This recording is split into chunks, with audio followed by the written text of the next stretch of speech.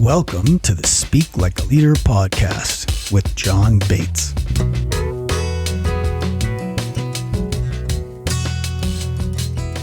Welcome to the show. With me today, I've got someone that I got to know a little while ago, and there was something that I really found especially inspiring about him. But let me tell you about it. Before I tell you who it is, let me tell you that he founded his first firm at age 17, and he won Entrepreneur of the Year in Southern California. And he has also been named the father of corporate culture. He was named a thought leader of trust in America. He is a triathlete who is undefeated in his age group. And he's coached dozens of Fortune 500 CEOs. So, you know, he's one of those guys that just from knowing what he's done, it kind of makes me lean forward and want to hear more. And I can tell you from our conversations and from the time that we've spent getting to know each other that I think he is a brilliant thinker. And obviously, I'm not the only one. So I'm really happy to welcome Larry Senn. He's the chairman and founder of Senn Delaney, which is the culture shaping group within Heidrick Consulting. And Heidrick Consulting is a big deal consulting company. And Larry is, you know, one of the things that I resonate with the most about what you do is the whole idea of corporate culture. But before we do that, let me just say that the big thing that besides all this that really impressed me is that I felt a real bond with you because both of us are kind of older dads. And I'm in my late 50s and have a 5-year-old, and you're a little bit ahead of me on that curve, both of you. But I really got the impression that something changed in your life when you had your son. And I'd love for you to tell us about that just to start off, if you would. That's great. Well, actually, I have several things here. One is I have children that range in age from my son you referred to at 20, my son at 57. So that right, I'm like your oldest son. Yeah. So I actually married my Sunday school sweetheart and had these three, we call them the boys. The boys are now in their 50s. And for a variety of reasons, that didn't work out. So I found Bernadette some 40 years ago. And she helped me raise the boys. But she got to be in her 40s and she said, I told you when we got married, I might want a child of my own sometime. And I said, isn't there a statute of limitations? It had been about 10 years. And she said, so we had Kendra. And Kendra, when I was in my 50s. Now, Bernadette comes back to me about 10 years later, and she says, I was in the doctor's office, see my gynecologist. And I told him, one of my big regrets in life is I didn't have another child. And he said, you have a very young body. You can do that. So lo and behold, she comes to me and she says, I want another child. Now, the problem was at that time, I was 64. Wow. And she still loved you. 51. Yeah. So Logan, when I was 65 years old. Now, if that doesn't cause you to rethink life. So I want to be around for his graduation from college, which I will be. He's coming up on the senior. I want to be around for his marriage. And so that really set me on another path to take my life up to another level of what I call living life as my best self, physically, mentally, emotionally, spiritually. It really raised the bar. And it made me think of youth in a different way. Age is just a state of mind. And just a number. It's not who you are. Well, and you're a triathlete undefeated in your age group. You just got a whole bunch of old dudes together and creamed them. Well, it's a funny thing. The real secret there is this. When I come home from these, because it's by age group, and Logan says to me, Dad, did you come in first and last in your age group again? First and last. That's nobody hilarious. There you go. You outlived them all. That's no, the best Logan, I beat a couple guys. That's so I'm funny. not fast, but I do it. That's awesome. Well, and I think that is like lesson number one, takeaway number one already. Like there's a bunch of them, but that's a big one, right? Like I think, 99% of winning is just showing up. Yep. So I love that. Well, and and in our conversations, I really got the sense that you, not just for your family, but maybe especially for your family, you get that it's not about you and you're really there for them. And I think that, how you do anything is how you do everything. That's one of the things that appeals to me about you in our conversations is just your generosity of spirit and the difference that you want to make in the world, just one way or another, So tell us a little bit about how you got here and, what was that firm at age 17 that won you Entrepreneur of the Year in Southern California? Well, my mother loved entrepreneurs, and that really did affect me. She also said family comes first, and so family's always really been first for me in terms of purpose. My father was very purposeful. He was one of the world's first environmental engineers, and he spent his life working on clean water and sanitation for third world nations. So wow. He was 85 years old. He was still out there working in Sri Lanka, covering up open wells that were killing children from waterborne diseases. So I'm very inspired by that. In my life, by both my mother and my father to do that. So my father was an engineer, and I didn't know any better, did pretty well in math and science. So I went through UCLA's engineering program, but we didn't have a lot of money. And when I was a kid, beginning at the age of 11, I was selling flowers on street corners on commission. You could do it back then. So when I went to UCLA, I said, hey, why don't I start my own flower peddling business? So I had upwards of 100 kids out on street corners on holidays and weekends selling flowers. And then I went to Europe one summer in college and saw that people brought flowers home. It was hard to do here because florists are expensive. So I was the first to sell the idea of selling flowers in supermarkets here in Southern California, to Vons and Shopping Bag, when I was 18 years old. So I had actually 2 businesses then while I was going to school. So that got me thinking, well, maybe I'm not an engineer. Yeah. I went on to get my M.B.A. at UCLA, but I also got a chance to be coach of the UCLA gymnastics team for a couple of years while I went to school. Wow. I actually shared Pauley Pavilion with John Wooden at that time. Me and the that's gym, fabulous. and I got John's pyramid of success. So he inspired me as a coach. Really want to bring people along. And so those are the inspirations of my life. Well, that's fabulous stuff. Yeah. So when I'm a Bruin, by the way. I'm a fellow Bruin. Okay. Yeah. Got it. So when I got out of school, I briefly went to work for a big aerospace company. And it was really high pay, really great. And I hated every minute of it. Yeah. I didn't know why, but it was slow, bureaucratic, political. People were blaming each other, territorial. And I said, oh my God, I can't work in a place like this. I didn't know at the time, but it was my first exposure to what I now know as corporate culture. I was just going to say that certainly had an impact on where you ended up going, didn't it? So I quit. And one of my professors at UCLA did consulting on the side, and he asked me to join him. So I joined him in what was more of a industrial engineering kind of consulting firm. And I began to keep observing that it was, as we tried to work on change in organizations, and many people found this out, it's a whole lot easier to decide on change than it is to get people to change. And most organizations are like dysfunctional families. They have turf issues, they have trust issues, they got territory. And so I began to think, well, what is this invisible part of organizations? Because the word corporate culture didn't exist at the time. Yeah. Part of our work back then was on supply chain in retailers. And Larry, is it fair if I ask what years around this was? Oh yeah. So this will date me. So coming back to the triathlete, the question I'm always asked is, what are the secret of an 85-year-old triathlete? Because that's what I go. So this is the 60s. Yeah. Okay, cool. So the 60s. Yeah. Corporate culture was 2 martinis for lunch and all kinds of unethical stuff. Exactly. And so Delaney and I were invited by a guy named Sam in a little town called Bentonville, Arkansas, at a place called Walmart to help him because he had a vision of bringing low-cost goods to rural America.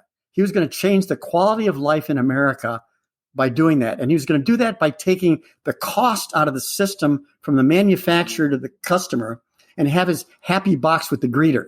That was Sam. And it was the most rewarding, fulfilling, satisfying work I'd ever done in my life. All the people in the team were working for higher purpose, not themselves. They were creative, they were collaborative, they were trusting, and it was just remarkable. We were hired about that same time to try to do the same thing for Woolworth. And I remember flying from Bentonville to New York, and it would be like actually visiting the morgue. I mean, there were just a bunch of old men sitting around a table, and they were old men, and their only purpose seemed to be to maintain the status quo. And they were territorial, bureaucratic. And I said to myself, oh my God, Woolworth's going to die and Walmart's going to take over the world. And they did. Walmart died and Walmart took over the world. And I said to myself, oh my God, there's something they didn't teach me in school. There's something about companies, an invisible something that makes the difference between success and failure. I have to understand what that is. And that began the journey. In the early 60s. Okay? Wow. And that's so can I want to pull a couple things out of there, because one is that, Walmart, right? Like people definitely have opinions about Walmart, right? Yeah, good, bad, but I do think that it's very interesting to go back to, okay, the problem with Walmart now is that they're everywhere and they own everything, right? Yes. That wasn't the case when you went and visited them. They were a little regional company. Right. So how did they do that? As much as people might want to complain about Walmart, boy, oh boy, did they do something that worked, right? Yes. And I think you've contrasted it very well with Woolworth, which probably a lot of our listeners don't even know what that is. That used to be a store, and I think that, what the lesson I draw out of that, which is one of the biggest lessons I think in life and in business and just anywhere, is, and I think this is where you're going, and I hope I'm not anticipating too much, but culture eats strategy for lunch 12 days a week, Absolutely. And that wasn't known then, because business schools taught mostly mechanical things, planning, organizing, directing, controlling, accounting. They didn't have behavioral kinds of courses. But I found a professor at USC. I'm a UCLA guy at USC who'd written a paper called Readings in Organizational Character. It was a series of articles about the fact that companies were like people. They had personalities. And you can see that going from one company, different between Southwest and United, or you can all kinds of organizations that way. And I went to Professor Wolf and I said, hey, I've got to understand this thing because it determines success and failure.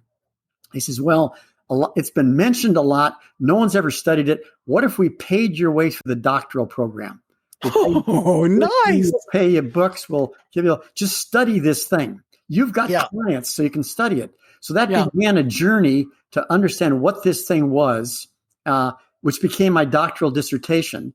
And that's part of the reason I became the father of corporate culture. The first field research ever done on the concept of corporate culture, published 1969, was my dissertation on corporate culture. That is awesome. Yeah. That's really awesome. That's cool. Can we go sideways for a second? This isn't what I intended to talk about, but I have something that's coming up for me. Yeah, do it. Here you are telling us about all these opportunities in the 60s, and you met, Walmart before they were Walmart. You were working for Woolworth. You got your way paid through to do this dissertation that set you up as the father of corporate culture. Here I am in college, maybe like your son contemplating college. Like, this sounds impossible. It sounds like you're magical, like God loves you. You got all these special things. How am I ever, there's no, Walmart's already Walmart. I can't do that. What would you say to someone who, and listen, let's give them the benefit of the doubt.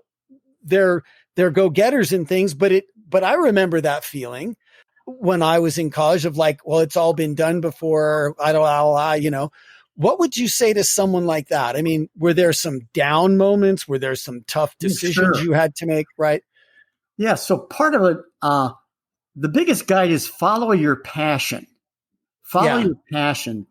Do what's most exciting to you, which really energizes you because it brings out the best in you. So as I think about that, I was making a lot of money. There are very few engineers with MBAs in aerospace firms in those days. I quit and I went to work for the professor. He paid me, I think, $80 a day. I had no idea what was going to happen, but I knew I wanted to move in that direction.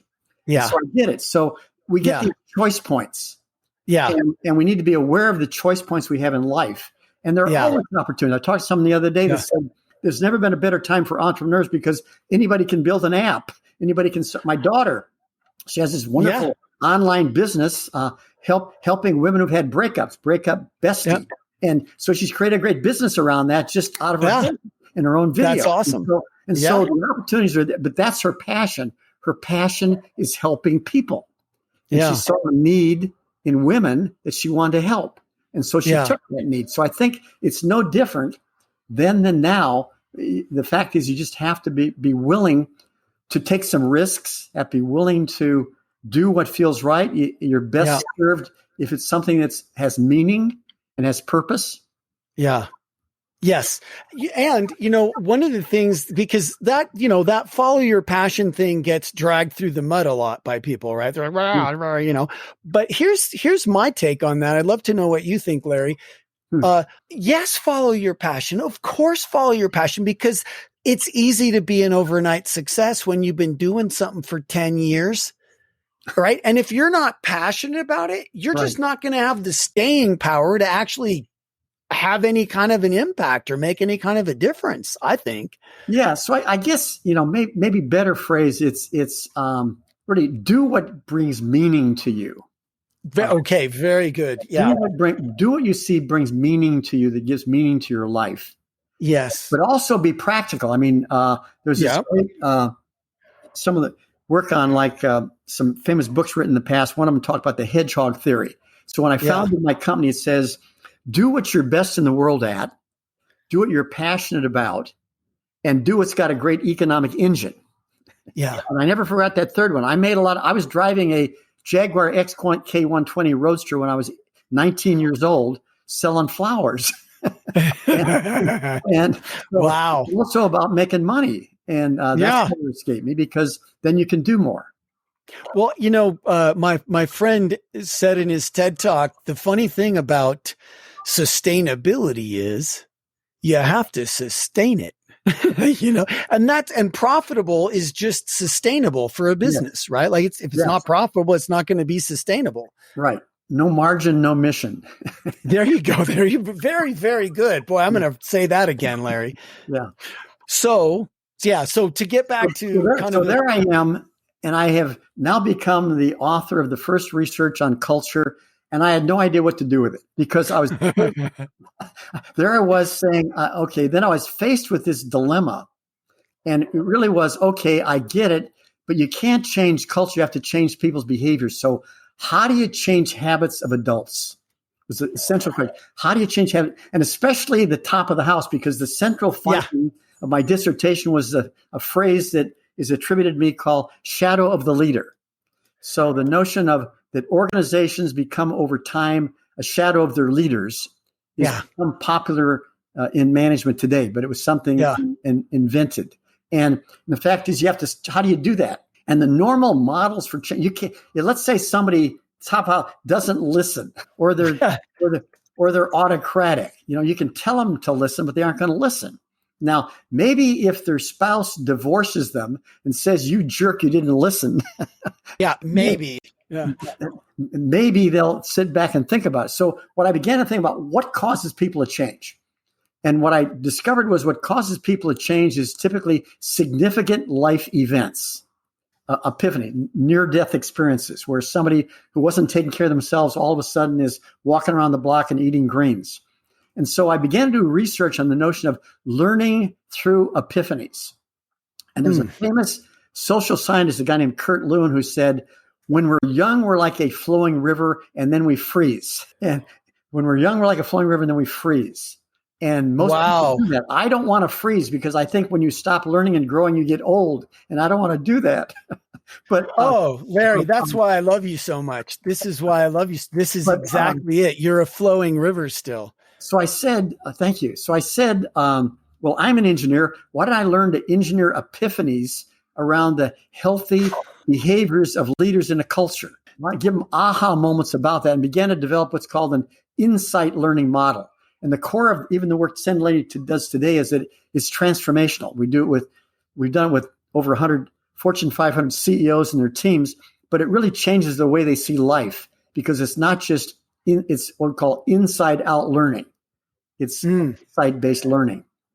And so anytime something happens to you, really good or really bad, that really jars you, take that opportunity to sit back and say, what can I learn from that? Doesn't matter whether it's good news or bad news. There's always an opportunity at that moment in time to unfreeze and learn something. And we talked about this just before we got on, and I had a moment like that when I almost died of an autoimmune disease after I lost my company after we raised like $80+ million. And I was so ashamed and embarrassed and hurt and upset and scared and sad that I almost died. I was in the hospital and they were thinking I wasn't going to make it. And that moment fundamentally changed me. And in our conversation, I was telling you that seems to be one of the core threads through a lot of my closest, most meaningful friendships is other people who've had those things. And the thing that occurred to me in our conversation is there's all like that can happen, but then there's that second part where you let it change you, right? Like, yes, because it takes both. You can have that big moment, but unless you get the epiphany and let it impact your behavior and who you are and how you're going to do it, it doesn't matter. And there's a mindset that goes along with that for anybody listening in terms of we all face tough stuff. We've learned that. And it's actually my wife's phrase. She says she wants on her tombstone the phrase blessing in disguise. Everything and anything can be a blessing in disguise. Now, my story is not a near-death experience, although I've faced that too with a brain tumor back around 2000. But I think that's what I was maybe remembering. But but mine really came because family is all for me. I'm a family guy. I married a Sunday school sweetheart. We hadn't even dated anybody else. We went through high school together. We got married in college. We had these 3 little kids, and we had this Leave It to Beaver kind of family. The pick and I thought that was it forever. And I was a pretty unconscious guy, just out there working my ass off. And all of a sudden, she realized, I've been a good daughter, I've been a good mother, I've been a good wife. I've never lived life, and and she started. I remember she started reading Feminine Mystique and other books, and she decided she needed to have her own life. And oh my God, I was devastated. That was the biggest blow of my life. I'd never faced adversity. And my marriage was coming apart, and I was devastated. I was dysfunctional. I was depressed. But then I met Bernadette and had this wonderful new life. But the big thing that happened to me was this. It was during the time it caused me to say, who am I? Why am I here? And what I concluded was, I know more about culture than anybody in the world. My job is going to be to bring corporate culture to the world. And I had that epiphany at the depth of my sorrow, saying, I can help change the world in this way. And that's where the company came from. So once again, bless the worst thing that happened is the best thing that happened in my life, because we wouldn't be talking now. I wouldn't have Logan now. Wouldn't have any of these things if that hadn't happened to me. Larry, so let's just really land that one more time. Like, it's so important. And the thing that I learned from my experience like that is, I wish somebody would have told me this. You may have read some Louis L'Amour books in your day. Every one of them. Okay. So there's a great quote from him that says, there will come a time when you think everything is finished. That is the beginning. Wow. Boy, I wish I would have had that. you know, I did not have that. And that is just the truth, right? So in that moment when it seems, because that's the big thing that happens for people in those moments, right? Like the world kind of closes in and collapses, and my ability at that moment for myself to see past tomorrow was severely curtailed, right?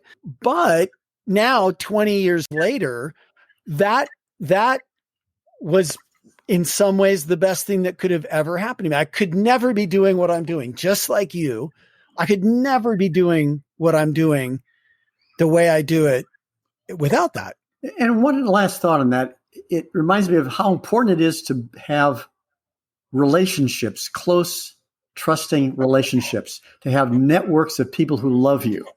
Yes. My family loved me. But I had a friend back then who said to me, you can't see it now, Larry, but you are a very special human being. You're going to love and be loved again, and you're going to help change the world. And I know it. Yeah. And I didn't know it, but they knew it for me. Oh, it makes me cry. Yeah. So if you can have people in your life who believe in you in those times and can remind you of your best self, then that can take you through those things. Well, and right now we're talking in the, like the beginning of the fourth wave, I guess we could call it, of the pandemic of 2020. And I think that's a really great thing for people to be thinking about, like to be open to hearing that from people, and to also be really open to who in your life that you may not realize it needs to hear that from you. Right. Yes. And amidst all the sadness in this and all the tragedy in this, one of the wonderful lessons I hope people don't miss is that companies have done things they never thought they were capable of during this time. In my business, for example, we run these seminars. A big core of our business is culture building team seminars, like with CEOs. Yeah. And we do them in person with people sitting in a circle, and boom, that's gone. One day that's gone. I remember that day. It was, for me, it was the day South by Southwest canceled, and then everybody started calling. It was like, sorry, John. Yeah. So we were out of business for a moment, but we just jumped in and we created this incredible virtual version of our sessions where we got Hollywood Squares on the screen, a Zoom screen, and it went right back in business and did an amazing job of delivering to teams in some cases where people hadn't even met each other yet, had been hired in, and bringing them together and bonding them and creating great teams out of that. So another good example, and for me, that's another learning, is you got to always be learning, be willing to try things, take opportunities to do that, and stretch yourself. Yeah. Well, I mean, if companies that would insist on being the frozen river that we talked about earlier, they didn't make it. Yep. Yeah. So one thing I love is the shadow of the leader. And in my work, when I say that, because I talk about similar things, is I'm talking about mirror neurons, right? Because people are always mirroring you, and people are always mirroring up the hierarchy. Correct. I won't say the airline that comes to mind when I think about it, but like there must be some awful problem in the C-suite. Yes. Because that just spills down through everything to the baggage handlers, Exactly. And yet in other airlines that I maybe won't say the name of, it's the exact opposite. I know exactly what the C-suite conversation's like by how that person just checked me in. Yes. And it's one of the case studies we talk about in our work, those two airlines. Can you say them? I can. Has it been published? Is it stuff that's out there? Well, I'm sure it's getting better, but Southwest is remarkable. Talk about her shadow. He love. Yeah. He believes in love, love over conflict. He just had all those wonderful beliefs that made it happen. United has had their problems. Okay, you and I are on the exact same page, right? Here's a quick story. Exact same. United saw that Southwest was making a lot of money with their model, so they decided to copy it some years ago, and they created an airline called TED, which and in fact, Boeing is a client of ours, and Boeing said they had us make the exact same plane, the same distances, the same process, the same everything, and they had the same strategy, which is direct routes, not hubs. And yet they died. Why was that? Well, because Southwest is nimble, collaborative, customer focused, fun.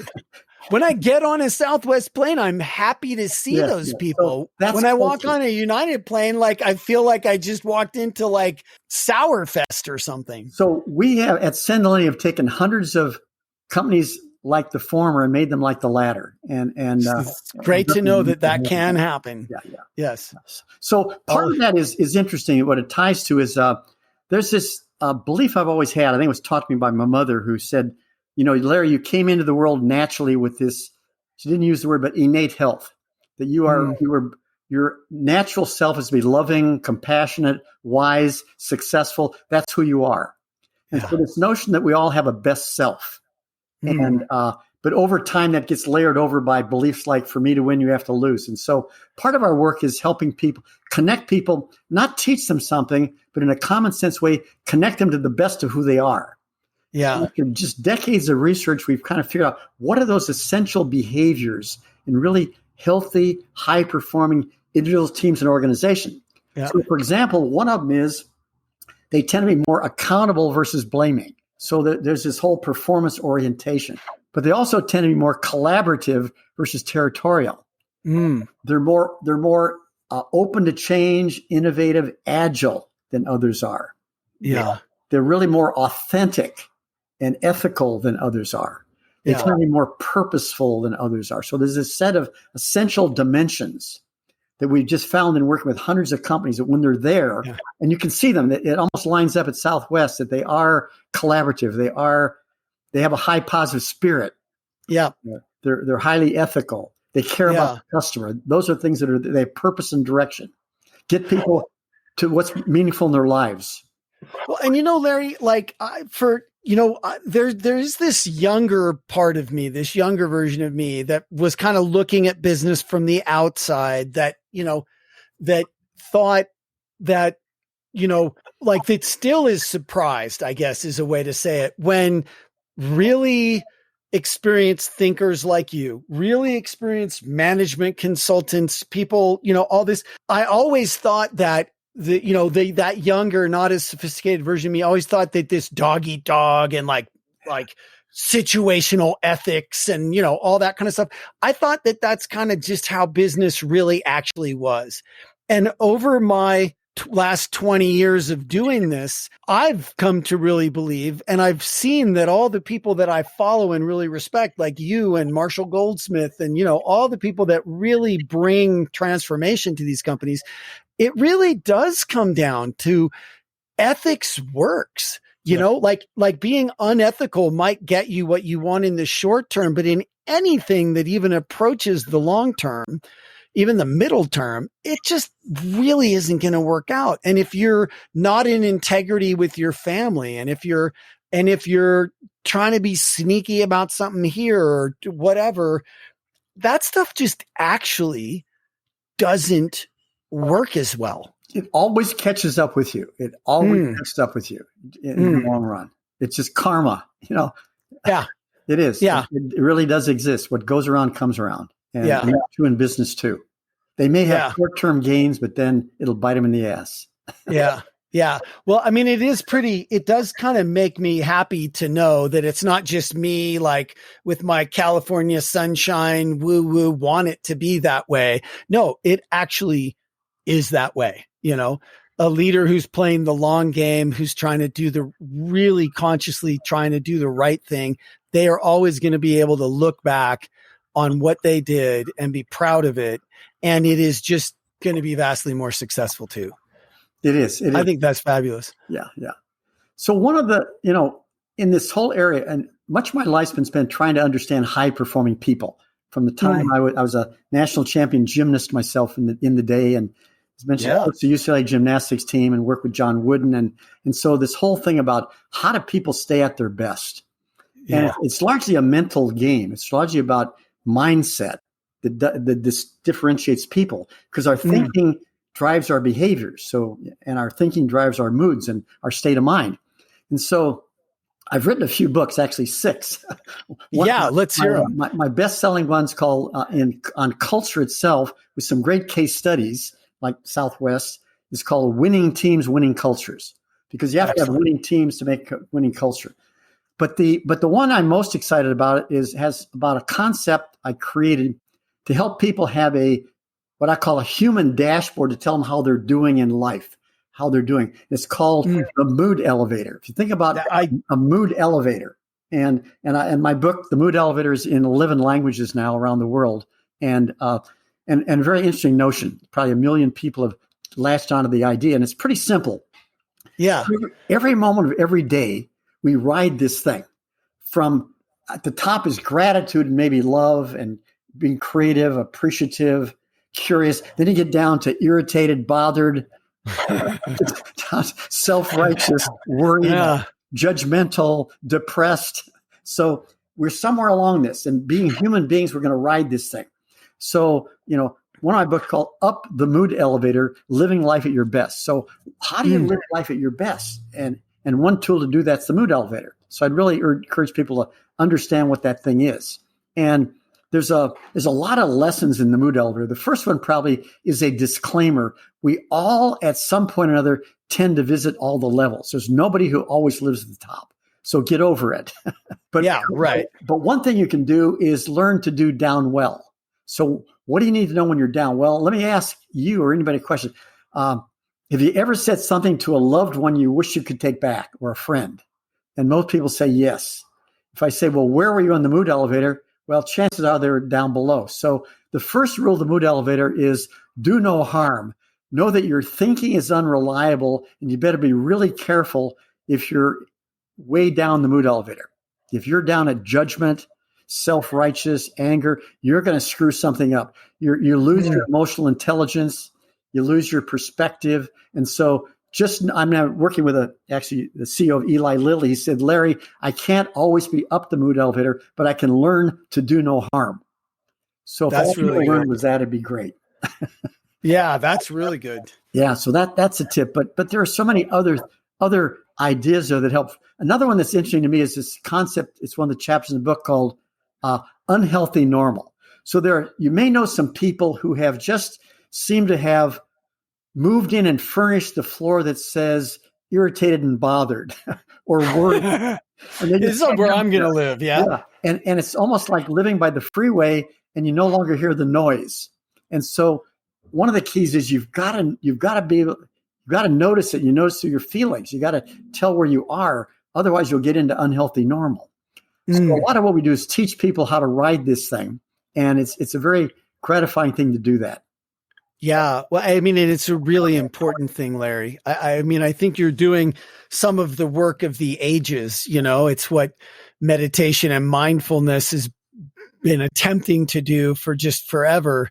And I think it's kind of hard. Like you said, people get really attenuated to something. They get used to something and don't really realize what that's like, because it's hard to step out of yourself and then step back in and notice those things. It is.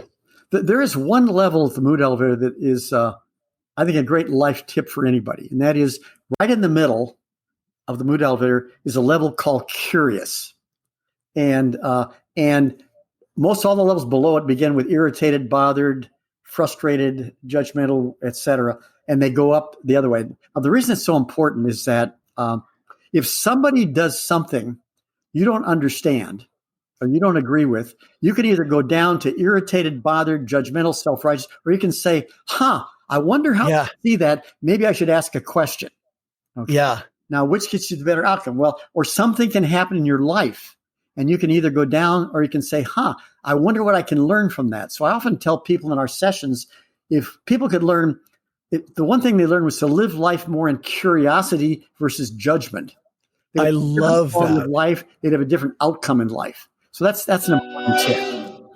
That's huge. That's fabulous. I think that's absolutely fabulous. Curiosity versus irritation, because it's just so tempting to go right to irritated, right? Like even for me, that guy cuts me off on the street, right? Yes. Instead of like being so angry and, wanting, I could just say, wow, I wonder what's up with that. Right. Yeah. Or I was checked into a hotel with a really surly evening attendant there at the desk. And I could have gone to irritated about it. I went to compassion. I said, oh my God, I'm glad I'm not him. I said, my life is so much better, and I'm so blessed to be who I am. And so sometimes you can go to compassion versus go to irritation. And so you have these choices if you know it. Yeah, well, that's fabulous. That's fabulous. And you know, yeah, I love that. I have to make a confession around that. Yeah. I travel a lot when there's not a pandemic, and so I get irritated. You know, like traveling a lot can be hard, right? Yes. And one of the things that I did a while ago is I realized that I would sometimes like let that out on people. Yes. And I decided that I was always going to apologize. Yes. If I did that, I would stop myself and then apologize. And I remember one time something of course I don't remember what it was about, but I got in some kind of snitty altercation with some woman as we were getting on a plane. And then I was seated, and it was in a plane that had seating, you know, like set. I was seated right in front of her, right? Like God was just like, okay, John, here, you know? And once we got up to 10,000 feet, I stood up and I turned around, and she like recoiled, right? She was like, she thought I was going to like go after her again. And I started to apologize. Wow. And I just apologized until she got it. And it took a little bit, right? Yeah. And I said, I am very sorry that I acted like that. I don't want anybody ever to have that kind of an experience of me. And I'm sure that that wasn't pleasant for you. And I'm very, very sorry. And I take 100% responsibility. And I just kept going. And for a while, like she sat there and because she clearly thought that I was going to try and start it again. Yes, right. Yes. And then I'm telling you, it was like seeing an angel. Like, it almost makes me cry right now. Wow. The look that came over her face when she realized I was genuinely apologizing was beatific. And she leaned forward and she grabbed my hand with both of her hands. And she said, "Oh, it's okay. It's okay. I'm sorry too. It's okay." And it was like, it was one of the most profound experiences I think I've ever had, you know? Yes. But so the two things, right? Like one thing is it makes me not want to act like that as much. Right. And the second thing is that it really reinforces when I do, like, that's another human. When I finally apologize, and I'll just keep apologizing till they accept my apology or tell me to go away, I get the experience of, oh, that was a human being I just did that to. So, John, 2 tips to help you do that. One is use your feelings as your guide. And whenever you feel excessive intensity, shut up. Good point. I could use that advice, Larry. I could certainly use that advice. Do the best job you can to assume positive intention versus motives. Yes, we do not, absolutely. Everybody's doing the best they can with their own thinking, what's going on in their lives. And so if we can just kind of do that, we really work hard with teams because they tend to get judgmental of one another, but they don't know one another. Yeah. They don't understand one another. And maybe who knows what was going on for her that created that. And so those help. Well, yeah. I mean, it's that saying, right? Be kind, for everyone is waging a great battle. And whenever I get in those situations, the other thing that I find deeply embarrassing is that if I look at it, it's almost always super obvious that I'm the person who's gotten all the good breaks in life and all the, windfalls and blessings, and and here I am acting small, so I like the mood elevator, and I like curiosity, and I also like when I feel that intensity, have it just intensely close my mouth. 2 last possible tips for you and all the listeners. We have found there are a couple things that will help improve your overall standing on the mood elevator. Pretty simple things. One of them is just take better care of yourself, because we catch colds because our immune systems is reduced when we're under stress and not doing well. Don't take care of ourselves. We catch moods very easily when we don't get sleep, don't get exercise, and so for me, diet, sleep, exercise are foundational to be able to have the energy and do what I do with the person I do it. And to stay up the mood elevator. So that's number one. Yeah, that's so great. I love that. And I've been helped by that because I had a son at 65, which caused me to take up triathlons. Yeah, and you got to be good to yourself. Yeah. The second one is pretty obvious, but it's more of a daily practice of counting your blessings.